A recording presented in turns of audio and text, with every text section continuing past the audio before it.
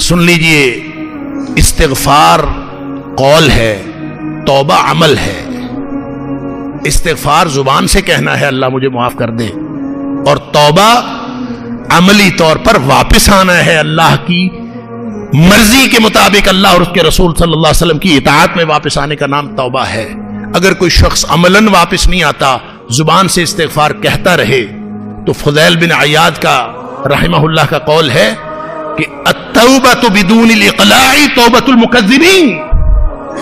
जो गुनाह छोड़े बगैर इस्तिग़फ़ार करता रहता है और तौबा तौबा करता रहता है, ये तो झूठों की तौबा है।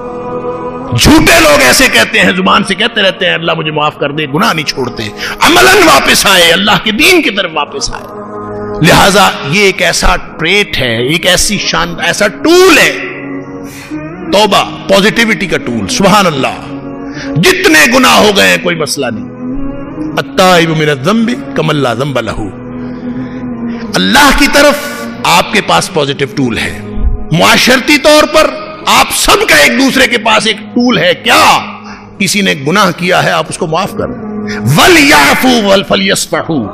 गुनाह किया है, गलती की है, नेगेटिविटी है, गुस्सा चढ़ता है, नेगेटिव बात है, आप उसके खिलाफ नफरत आपके दिल में आती है, नेगेटिव बात है। कितनी नेगेटिविटी क्रिएट हुई एक गलती से।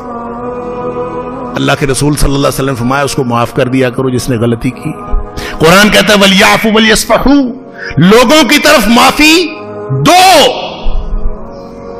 कुरान कहता है अला तुहिब्बूना अन यग़फ़िरल्लाहु लकुम, तुम्हें यह पसंद नहीं है कि अल्लाह तुम्हारी सारी नेगेटिविटी, सारे तुम्हारे गुनाह, तुम्हारी सारी गलतियां अल्लाह माफ कर दे। जब तुम्हें यह पसंद है कि अल्लाह तुम्हारी गलतियां माफ कर दे, तो तुम लोगों की गलतियां क्यों नहीं माफ करते?